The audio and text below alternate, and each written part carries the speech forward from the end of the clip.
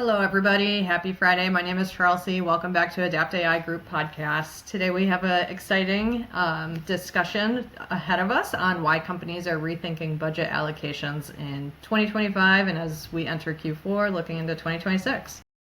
We have Kent Halliburton here with SAS Mining. He's the CEO and co-founder, and we're excited to hear your perspectives on this topic. So thank you for joining us. If you could please just kind of kick us off, tell us about yourself and your company. Yeah, as you said, I'm the CEO and co-founder at SAS Mining. Super glad to be here this morning talking with you about these things. These are not the typical of my industry to talk about, so this is kind of more the fun.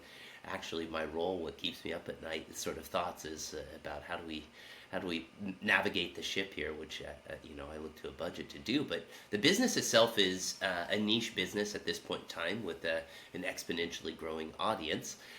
And when I say it, it often triggers people because the word Bitcoin is a loaded word these days. But what we do is we make access to Bitcoin the way the protocol was designed. What that is mining. So we've built a software as a service platform that allows anyone anywhere on the planet to acquire Bitcoin using hardware that's in our data centers that they own, and we just maintain it for them. So they receive Bitcoin, and it's a trade-off between how you get Bitcoin typically going to an exchange and sending a wire and swapping, and you got point of purchase volatility versus with Bitcoin mining, you've bought a piece of hardware and it's consuming electricity and converting that electricity into Bitcoin that gets sent directly to your wallet. So there's no custodianship with our platform. Fascinating. Yeah, I mean, I find the topic really interesting. I know that there's so much in the news on it. Why don't we jump right in then, Kent? The first question on this topic that I kind of like to start with is, what is driving the shift in budget priorities for companies as we head into Q4 and into 2026? Yeah, so I can't speak for all companies, just mine. But I will say that, as a business, we've been coming out of early stage and into early stage startup and more into kind of the early growth period of the organization. And for me, this year's budgeting, I mean, Q4 'tis the season, right, for budgeting. When I look at priorities, it's heavy on the sales and marketing side to scale the business. And I think the big question that I wrestle with is the impact of AI.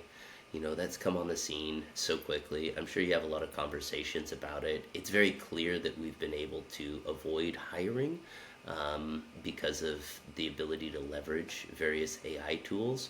It's not clear to me there's so many unknowns surrounding AI that I need to leave space in the budget to be adaptable to that. So, budget conservatively, and kind of crossing my fingers that there'll be some productivity gains that we discover along the way that'll help us improve on what we budgeted.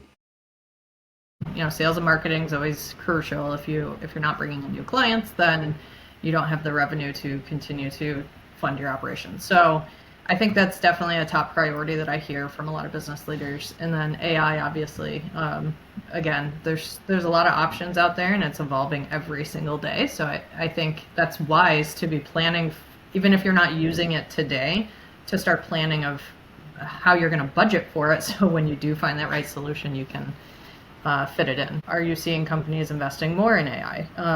The clients that your company works with, are you more B2B, B2C structure? I would say be to individual, whether that's an individual entity or individual client. Most of our clients are individuals, but because it's a high ticket e-commerce item that we sell, it runs the gamut from kind of the average blue collar worker up to ultra high net worth individuals that are utilizing our platform. So it's a wide range. But yeah, I think when it comes to AI, it's a real struggle.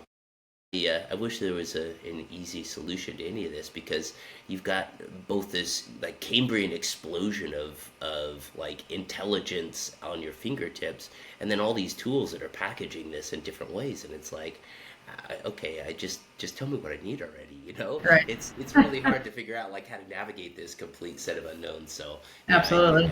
I don't think I'm the only one wrestling with it, but my approach at this point is just very laissez-faire within the organization. Is like, guys, play with tools. Let's just Yeah. swap tips and secrets and see what comes. Yeah, absolutely. And I know what the giants are doing, right? They're investing millions in this, and they're bringing in their own departments within their companies to focus just on AI and building their own internal proprietary products. So, but where does that leave the small and the medium sized companies? And there's definitely a lot of opportunity out there. So that's a whole topic in itself. In terms of budget, you said you're planning and forecasting for sales and marketing and AI. What are some areas that either yourself within your own company or that you see across the industry cutting back on?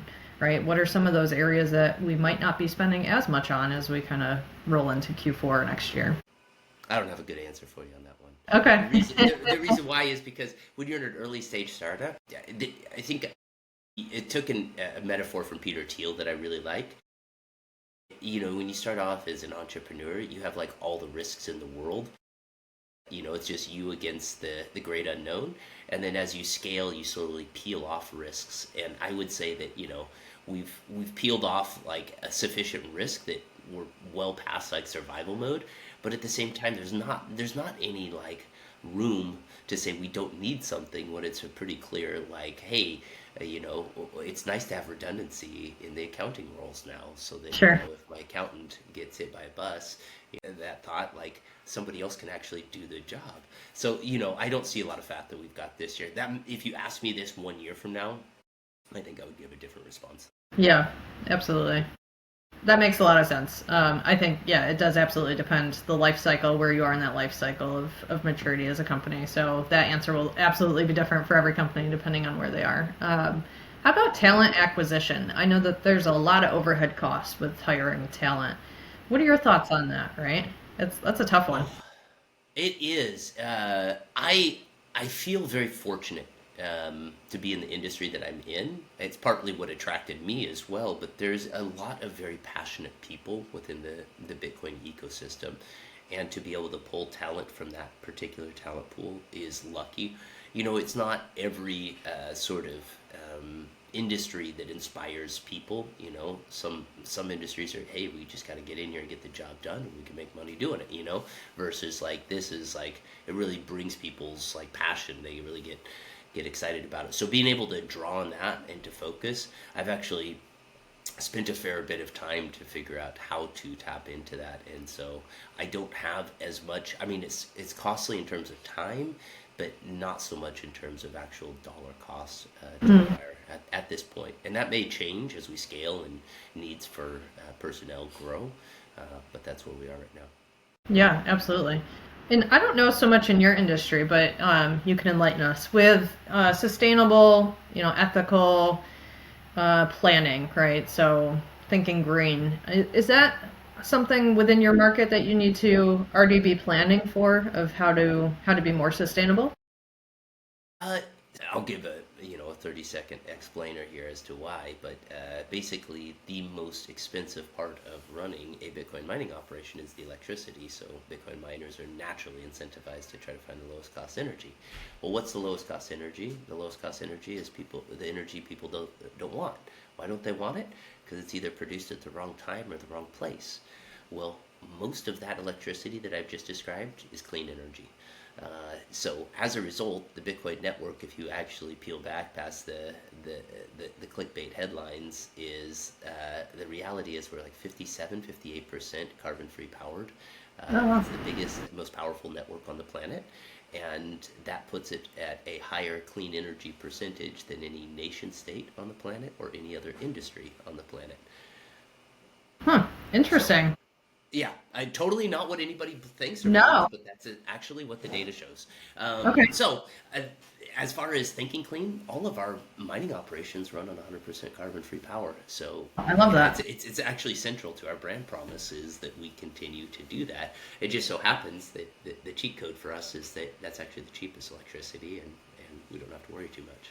Well, that's awesome, which and I is think pretty that's well. that's got to be a selling point for you as well, right? So definitely good to know. And I think that you're right. I don't think we're in general educated very well on that as a public, right? So it's important for us to understand that. Um, Well, can I just double click on that because I actually think that there's an important reason why not. Money itself is something that is very close and dear to most of us. You know, you don't sit around and ask somebody how many dollars they have in their bank account. We all know that that's impolite conversation, right? And so there's a sensitivity around money, and Bitcoin is a competitor to money, and that is very threatening to a lot of people, and so there's a lot of very harsh reactions to it. And if you look at the history of humans and money, we've always adopted a better form of money when it comes along. So if you look at Bitcoin, it is a better form of money because it is outside of anybody's control, mhm. and it doesn't have the physical limitations that gold did, and that's where gold broke down for us as money back in the day, is because Mhm. we could send messages faster than we could actually settle transactions with it. So anyway, I know I'm getting a bit far off field, but No, I love it. yeah, it's money itself is the question. What is money? I think in about 30 years, we'll look back at this time period and find that that's the most important question that we were wrestling with as a species. That's really interesting, and that was actually going to be my next question, and we can wrap it up there with my final question is, what does the future look like? So, you mentioned in 30 years what you think it's going to look like. Maybe shorter term. What do you think, like within 5 to 10 years? Obviously with AI and with Bitcoin, right? What does it look like for us? Oh gosh, I think we're absolutely in the wormhole right now. I don't think any of us really know, and Yeah. I'll throw a bunch of ideas out at you of things that could happen here, but I think we're all very speculative. It just feels like we're on this roller coaster ride that nobody's in control of, and something is going to be different when we get to the other side, but what that is, I don't know. From a Bitcoin perspective, I will say that there is this perception that I have that adoption will continue to accelerate, and so that means the price will continue to increase. And because Bitcoin is the only form of internet native money, so as opposed to all other forms of money that are digital, they're ultimately still tied to a bank somewhere that has to keep account for everything. Bitcoin isn't, right? It runs across a decentralized ledger of tens of thousands of nodes that maintain that decentralized ledger. And as a result, I actually think that there's a convergence of AI and Bitcoin over time. So as AI becomes more agentic, if you can imagine AI as an entity, an agent, let's say, how is it going to actually be able to process transactions online on your behalf? Let's say that you say, "Hey, let's go buy me those mythical plane tickets so I can have my mythical vacation now."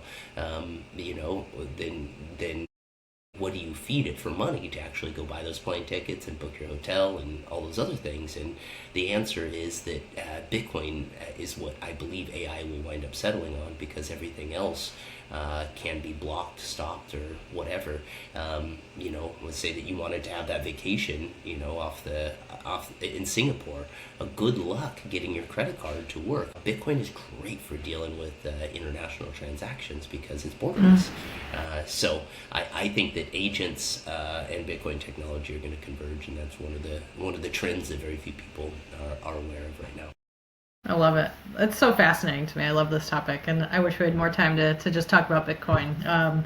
As we wrap up here, I would like to give you another just opportunity to promote your company, and then we can go ahead and end there. Yeah, thank you. So SAS mining, I think if you go back in Bitcoin's history, how we acquired Bitcoin and how the protocol was designed, when it comes to mining, your counterparty, where the Bitcoin comes from, is a protocol. So just like HTTP is a protocol, You obey the rules of HTTP, and we get to see each other. We get to film a video here, And same with Bitcoin. If you follow the rules of mining, you generate Bitcoin for yourself, and it comes from the protocol. And that Bitcoin coming from the protocol directly has a lot of benefits as compared to going to an exchange to buy it. And we are the first company to come along and take that traditional software as a service approach to solving that problem.